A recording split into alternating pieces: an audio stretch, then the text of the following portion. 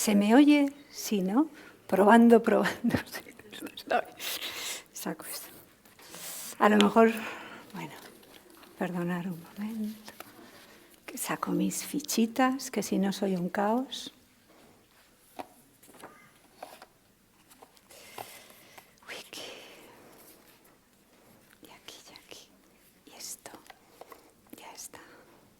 A lo mejor tampoco hay que entender tanto que es que el tiempo es todo el tiempo, aunque yo creo que lo voy a ir un poco configurando a través de la ponencia. Sé que es un momento que no es el mejor momento, porque son las 2, que a lo mejor tenéis hambre, pero voy a intentar ser breve, porque también es verdad que a lo largo del día de ayer en la residencia de estudiantes y hoy, escuchando a muchos ponentes, hay muchísimas cosas que me han resonado. Ayer Víctor y Jaime dijeron cosas que voy a decir. Valerio, que ha salido, también hay una cosa que también, y de Rafa también, ¿no? Bueno, y de todas las personas que habéis salido aquí de IDEO, evidentemente es lo mismo.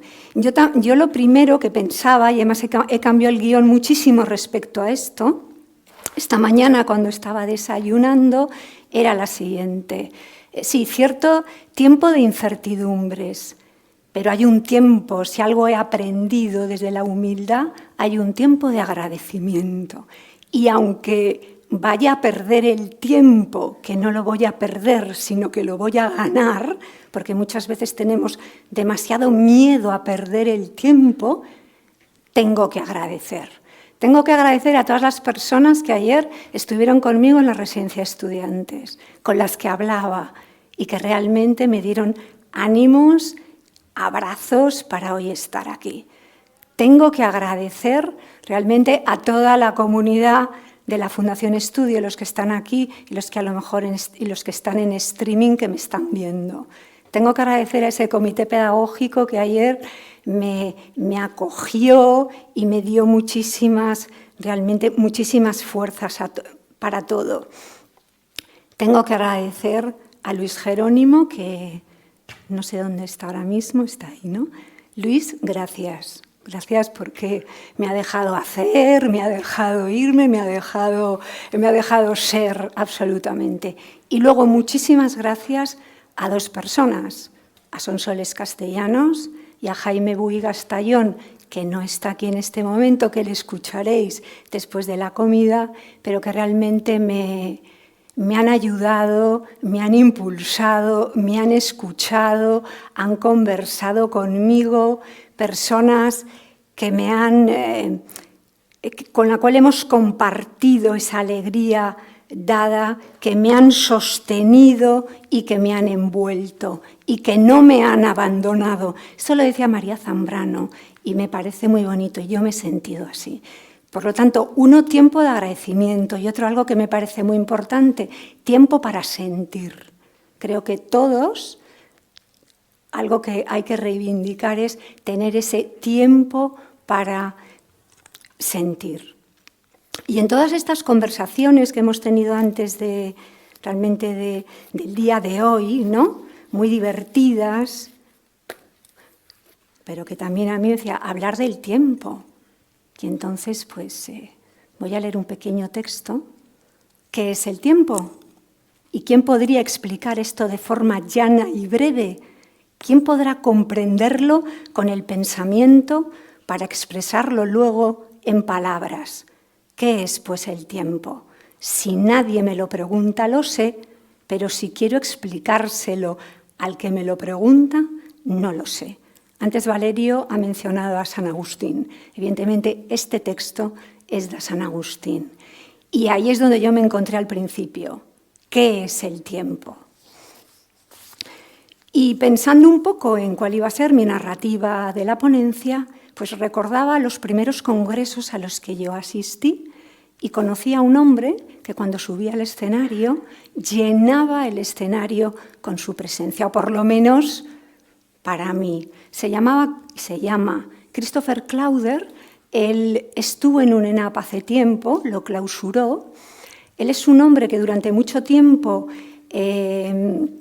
fue director de innovación de la Fundación Botín y es un hombre también, y lo digo, educado en una educación Waldorf. Yo lo que aprendí de él es que él caminaba con tranquilidad, con lentitud, que él era un hombre que te inspiraba con su sola presencia. También aprendí de él que tenía un lenguaje delicado y que era un hombre sencillo que hablaba de educación con sencillez. Y eso me gusta y eso resuena conmigo porque creo realmente que tal vez es lo que hace falta a la educación, hablar de educación con sencillez. Y eso me conectaba totalmente. Y voy a hacer un paréntesis, perdonadme. Luis, gracias. Es que no estaba cuando le he dado las gracias. Y entonces yo le acabo de ver entrar y lo siento, no me he podido. He dicho, Luis, es que te agradezco en el alma todo, sinceramente. Si estoy aquí, esto es por él. Así que muchísimas gracias, perdón. Y todo esto me recordaba a Bartolomé Cosío, que evidentemente todos sabéis que conecta con muchas instituciones, con la nuestra muy en particular. Porque de él se decía que era un hombre sencillo, que era un hombre que buscaba siempre la estética en las ideas y las palabras, que ponía generosamente el corazón en sus conversaciones y que hablaba del arte de saber ver. Y para mí la educación siempre ha sido un arte y ser educador es ser artista. Por lo tanto, él, el Cosío artista,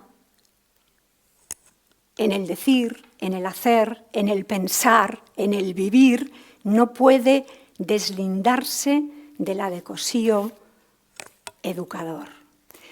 Y la primavera pasada, cuando estaba pensando, ¿no?, en la narrativa de todo esto, irrumpí de alguna manera y me abstraje brutalmente en una exposición que había en la Fundación Thyssen sobre Georgia O'Keeffe. Yo conocía la obra de Georgia O'Keeffe, pero me quedé muy impresionada sobre y con las flores de Georgia O'Keeffe y también con las cosas que se decían sobre las flores de Georgia O'Keeffe. Así que investigando, ella decía de por qué pintaba flores. Pinto flores para que los transeúntes se detengan, observen, miren, para pararnos y ver. Dediquen tiempo. Y cuando dedicamos tiempo, y esto ya ha salido aquí, a los demás o a las cosas, también nos dedicamos tiempo a nosotros mismos. Y entonces, y ya sé que aquí se ha hablado mucho de la mirada, igual también Valerio ha dicho esta frase de instante, no de detente, instante, eres tan bello, pero es que la belleza, lo bello, realmente nos lleva a demorarnos, a la contemplación, y la mirada se detiene, que también lo ha dicho Rafa. Yo no la voy a detener en el suelo, Rafa, mucho tiempo, pero la verdad es que la mirada recupera el ser de las cosas frente al ser para de su utilitariedad. Y la falta de mirada es la ausencia del otro. Y en un libro muy bonito de fotografías de Cartier-Bresson, en su prólogo, Jean-Luc Nancy habla de el regalo de la mirada, habla también de él les dio su mirada y lo que sea que se enfrenta a nosotros también nos mira. Y la verdad es que en esta época también es verdad que me puse muy contenta porque en la Casa de México había una exposición de un pintor que ya ha fallecido en el 2019, Francisco Toledo, tal vez no muy conocido en España, pero que tuve la suerte de conocer cuando... Bueno, yo es que en una época de mi vida he viajado mucho a México y viví en México.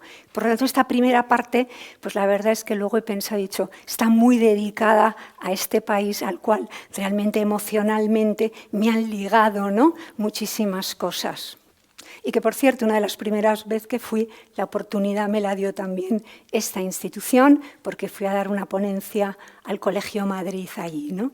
Pero volviendo, Francisco Toledo, y para ubicároslo un poco, él en sus primeros años viaja a París, solamente se va a quedar unos meses, pero se queda unos cuantos años, allí conoce a Tamayo, allí también él entabla relación con Octavio Paz, y es un hombre de verdad muy interesante, no solamente a nivel artístico, sino a nivel social. Él vivía en Oaxaca, y cuando yo entré en esa exposición, aquí en la Casa de México, si habéis estado, hay unas escaleras que preludian la exposición, yo me encontré con esto. Estos son papalotes. Papalotes en náhuatl significa mariposa y en nuestro idioma significa cometa.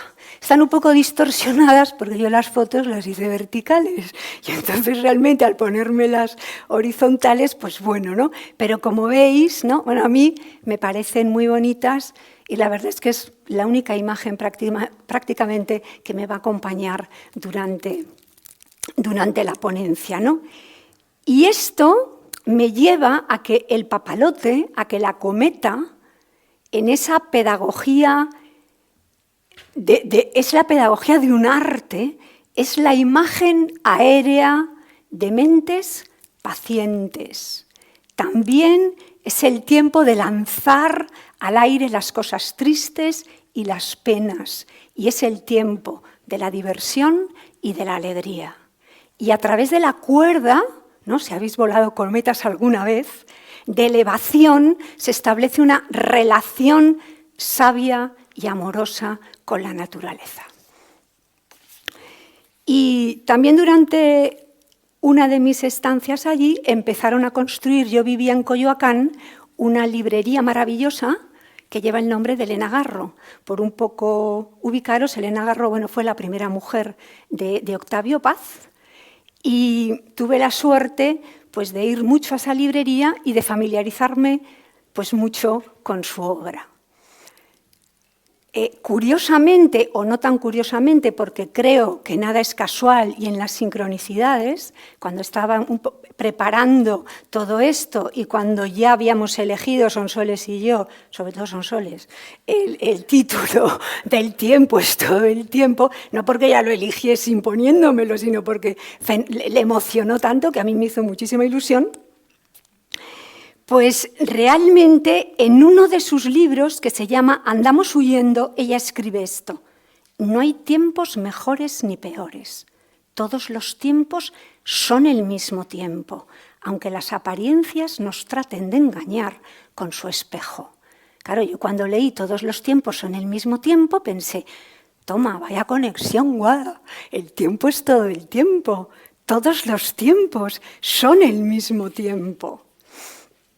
Y la verdad es que me encantó, porque la inmensidad del tiempo, ese tiempo que, como también se ha dicho aquí, muchas veces nos limita y muchas veces nos apresa.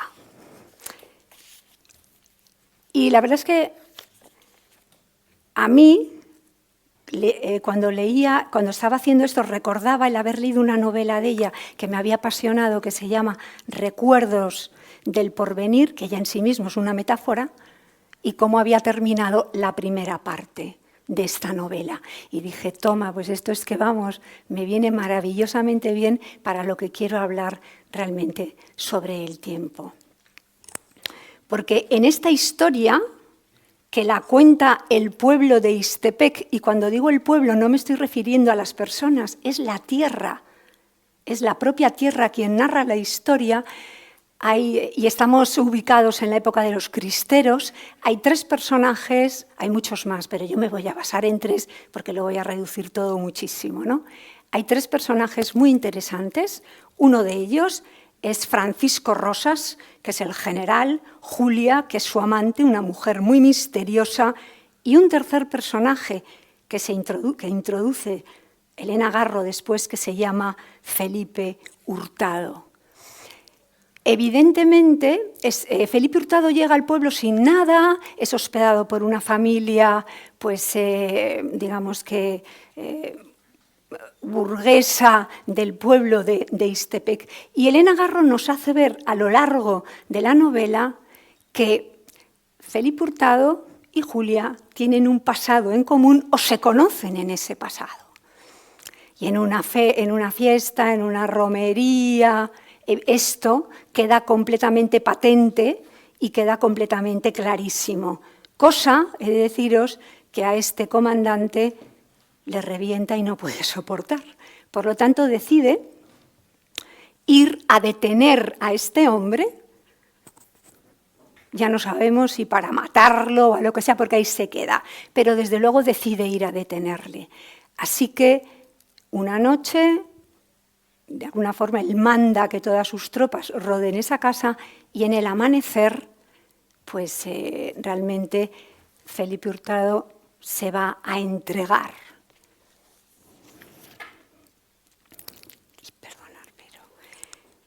Entonces sucedió lo que nunca antes me había sucedido. El tiempo se detuvo en seco. No sé si se detuvo o si se fue y solo cayó el sueño, un sueño que no me había visitado nunca. También llegó el silencio total. No se oía siquiera el pulso de mis gentes. En verdad no sé lo que pasó. Quedé afuera del tiempo, suspendido en un lugar sin viento, sin murmullos, sin ruido de hojas ni suspiros. Llegué a un lugar donde los grillos están inmóviles, en actitud de cantar y sin haber cantado nunca, donde el polvo queda a la mitad de su vuelo y las rosas se paralizan en el aire bajo un cielo fijo. Y claro, a mí esto me sugirió muchísimo dos tiempos paralelos. Un tiempo en el que todo se detiene, un tiempo de sueño. Y paralelamente, un tiempo en movimiento, un tiempo en el que el tiempo se alía con Felipe y con Julia y les permite huir, les permite marcharse, les permite el futuro negado durante un tiempo y que habían tenido evidentemente un presente en común. Heráclito ya decía hace mucho tiempo que durante el sueño cada hombre tiene su universo particular, mientras que en el estado de vigilia todos los hombres poseen un universo común. Y ayer resonaba con Jaime cuando Jaime dice, lo imposible se hizo posible. Pues esto es lo que yo pensé, lo imposible se ha hecho posible. Y como decía el gran Paulo Freire, es el tiempo del sueño y de la utopía. Y así yo cierro como Elena Garro, esta primera parte, un poquito de esta ponencia, y voy a la segunda, transitando y diciendo un poco en educación lo importante que son los tiempos de transición y los intervalos.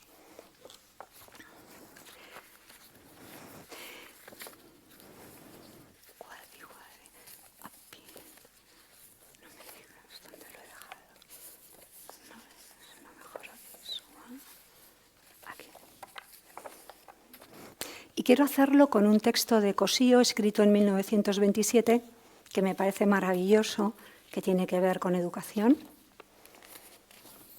y que dice así.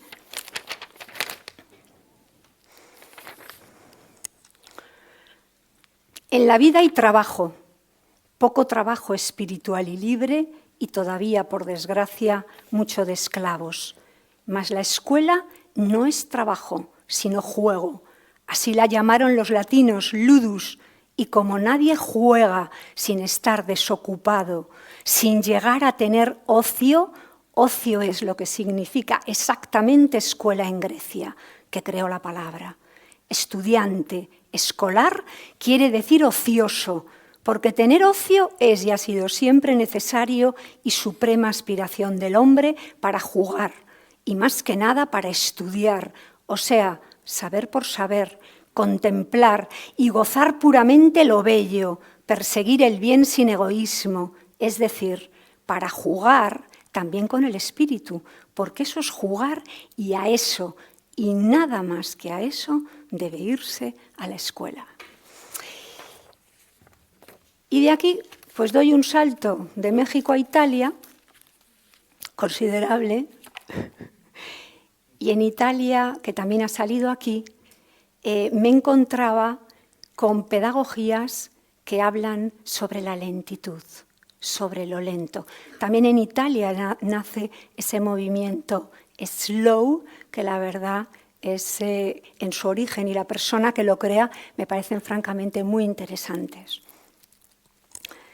Entonces, en contraposición a este tiempo que ya se ha hablado aquí mucho, rápido, veloz y agitado, encontramos en Italia pedagogías a favor de la lentitud, de la levedad, de la fragilidad y de lo suave.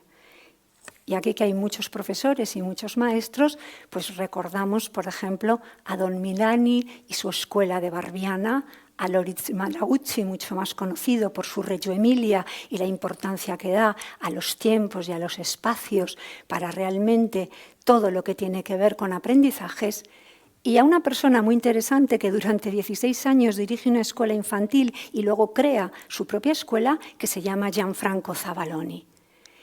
Y Gianfranco Zavaloni escribió un libro que la verdad es que es muy interesante, que es muy bonito, que se llama La pedagogía de la lumaca, es decir, la pedagogía del caracol, que tiene que ver absolutamente con la lentitud.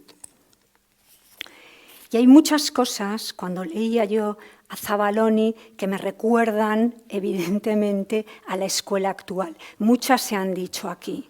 Efectivamente, a mitad del siglo XVIII está la revolución industrial y todavía tenemos muchas reminiscencias de esa revolución industrial en la escuela actual, aunque se van haciendo grandes transformaciones. Aquí se ha hablado de estos horarios más rígidos, en casilleros, etcétera, etcétera.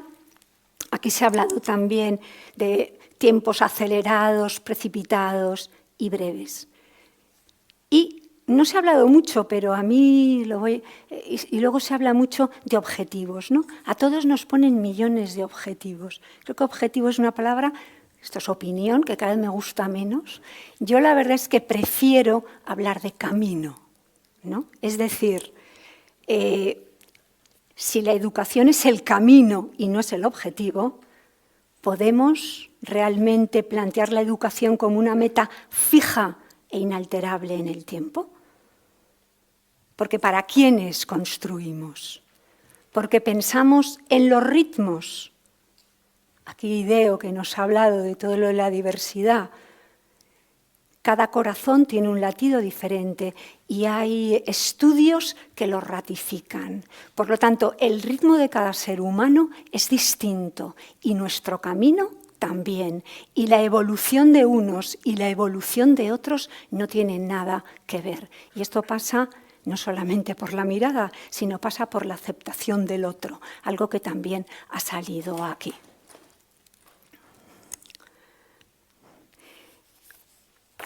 Y nos hemos planteado tiempo como cualidad o tiempo como cantidad. Y luego, ¿no es la escuela también el tiempo del encuentro y del reencuentro, de la amistad, el instante, el kairós, cuando nos reunimos, cuando se reúnen y cuando el tiempo y el espacio quedan anulados? Porque realmente reencontrarte y encontrarte con alguien desde la amistad es maravilloso. Y esto me recordaba este tiempo, me recordaba una fábula japonesa que posiblemente muchos conocéis, pero en Japón, cuando se planta la semilla del bambú, el buen, el buen cultivador realmente sabe que enraiza, pero enraiza bajo tierra. Es decir, que durante 7 años solamente hay que cuidar, hay que regar, hay que proteger, hay que tener paciencia y hay que darle, evidentemente, mucho amor a la semilla. Y a los 7 años, de repente, en 6 semanas, crece 30 metros. Era un símil un poco con la infancia. Desde 0 a 7 años, los niños están enraizando muchas veces y muchas veces esperamos cosas que tienen que llegar a su tiempo, a su ritmo.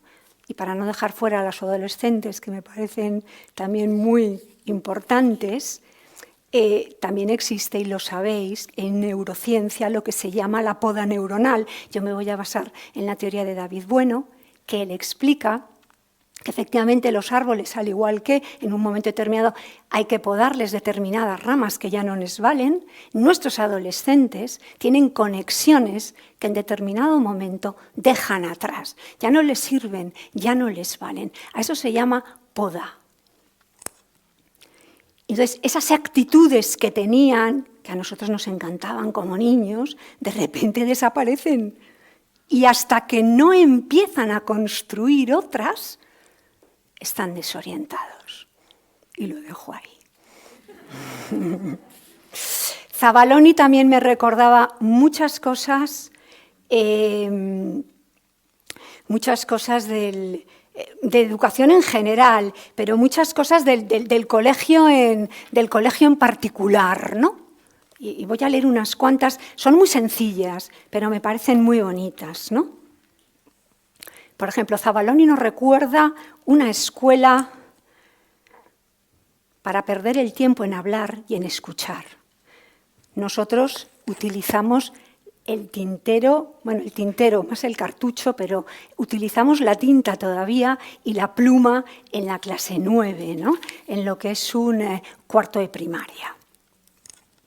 Pasear, caminar y desplazarnos a pie, dibujar, mirar las nubes en el cielo y mirar por las ventanas, escribir cartas y postales de verdad, utilizándolas como medio artístico. Aprender a silbar en la escuela. No sé si ahora dejan, en la época de la señorita Ángeles no nos dejaban, pero no lo sé. Ahora ya no lo sé, tengo que preguntarlo. Y cultivar un huerto en la escuela, porque el huerto respeta el paso del tiempo. Él se refiere a muchas más, pero yo quería mencionar esas un poco en particular. Zabaloni también me recuerda la importancia de la proximidad y del entorno. Y nosotros tenemos unos maravillosos temas troncales en una sección que yo dirigí durante mucho tiempo, que hoy dirige Maribel Hidalgo, y que elaboró la señorita Jimena con muchos profesores de aquella época. El tema troncal tiene una simbología, tiene un sentido, porque en la escuela lo sencillo tiene una profundidad, tiene un sentido, mucho más allá de lo que a veces a lo mejor ven los de fuera, ¿no? Y se llama troncal precisamente porque viene de tronco, y el tronco es la vida. Y esos temas troncales que se trabajan holísticamente, y aquí también que se ha hablado tanto de la etimología, viene de holístico, de holón, que es el todo, pero también es una parte, es una visión muy completa, porque es el interior, es el exterior, es lo individual y es lo social. Y nos conecta absolutamente con ese tiempo cronológico y cíclico. Y nos conecta con el día y con la noche, que son dos hermanas que tejen la tela del tiempo. Para los pueblos indígenas, tejer es meditar, porque nosotros tejemos nuestra propia vida. Y aquí también se da no solamente ese tiempo cronológico, sino el kairos, que es el instante y el momento, pero son el instante y el momento oportunos. Y luego, evidentemente, el aión, que es el tiempo eterno. Ese tiempo es todo el tiempo, pero ¿qué es la eternidad? Y cuando la verdad elaboraba todo esto y pensaba todo esto y escuchaba, etcétera, etcétera, me venía a la mente algo que a mí siempre, me ha preocupado, los que me conocen lo saben, que es qué tipo de lenguaje ha irrumpido en las escuelas. Y entonces, como no creo que exista ningún tipo de casualidad, me llegó de repente, Guada, estas revistas que recibes de pedagogía. Y en esa revista de pedagogía exactamente de la UNIR, ojeándola y viendo, había un artículo donde había una reseña bibliográfica, donde una profesora, que perdonadme, tengo que leer su nombre, María Gea Milburu, hablaba que se celebraban los 25 años de la publicación de un libro que se ha traducido en castellano como La llamada de la enseñanza, escrita por David T. Hansen. Y este hombre habla de la vocación docente y de quiénes somos los docentes y qué tenemos que hacer los docentes. Y hacía la referencia de que últimamente, perdonar una cosa, por si alguien quiere centrar a este señor Hansen, él trabaja en la Universidad de Pedagogía de la Universidad de Columbus, ¿vale? Y es que a mí a veces las titulitis se me escapan, disculpad, pero en uno de los trabajos a los que ella hacía referencia, ahora actuales, un catedrático de fundamentos de la educación de Scranton, un tal Di Marcio, lo que ha hecho ha sido recordar y recopilar tesis de este señor. Y yo voy a leer un texto que me parece muy ilustrativo de ese lenguaje, ¿no? Nuestro tiempo puede describirse como una época en la que el lenguaje mercantilista y performativo ha inundado las instituciones educativas, pretendiendo equipararlas a empresas cuyos únicos objetivos se orientan a optimizar los resultados en términos de empleabilidad y beneficios económicos. Y esto también me sugería mucho tiempo antes, en su Pedagogía de la Esperanza, Pablo Freire escribe: se pretende convertir la escuela en una empresa que tiene por objeto final el rendimiento. Yo con esto no quiero ofender a nadie, mis mayores respetos, creo que esto es un fenómeno a nivel mundial. Y cuando estaba estos días visualizando estas cosas, pues he de deciros que yo me visualizaba con una palabra que últimamente se utiliza mucho, que es lo del perfil. Un perfil, otro perfil, todos tenemos 80 perfiles. Yo la verdad es que prefiero ser mi completitud. Me imaginaba con una cajita de herramientas, que no sé muy bien qué tengo que llevar ahí dentro, con estas frases que utilizan determinado tipo de pedagogías de ganar, ganar y to win, ¿no? Que, en fin. O, por ejemplo, cuando te dicen hay que empoderarse y yo me pregunto, ¿pero yo empoderarme de qué? ¿De quién es? No me tengo que empoderar absolutamente de nada. O cuando se habla de medir, o de datos, o de resultados. Cuando se habla de evaluaciones del desempeño o de centros de interés. O de palabras como calidad, que se emplea con una carga productivista que cosifica al alumno y sus aprendizajes. Ya se ha dicho aquí la palabra ocio, que en su origen significa reposo. Hoy en día, evidentemente, es una palabra que ha cambiado muchísimo y es un consumir utilitario, ¿no? Y luego la palabra que efectivamente hoy también se ha mencionado y he mencionado con la pedagogía de la lentitud y de la lumaca, que nos sugiere la palabra lentitud. Y en la escuela, cuando hablamos de lentitud, enseguida que nos viene, ¿no? Un poquito a la mente, ¿no? ¿Situaciones negativas o positivas? ¿Aburridas o pesadez? Y a lo mejor, como dice el señor Gianfranco Zavaloni, deberíamos recuperar la lentitud como valor.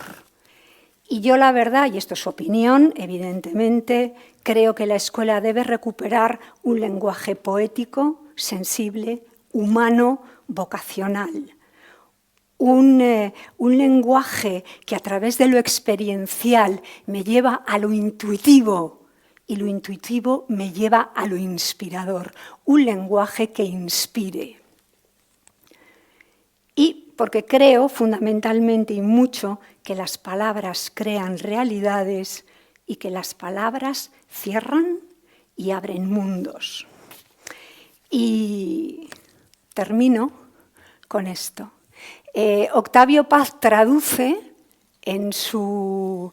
Sabéis que traduce breves textos de clásicos chinos, ¿no? Pues Liu Ling escribía: el hombre superior considera que la eternidad es una mañana y 10.000 años un simple parpadeo. Muchísimas gracias.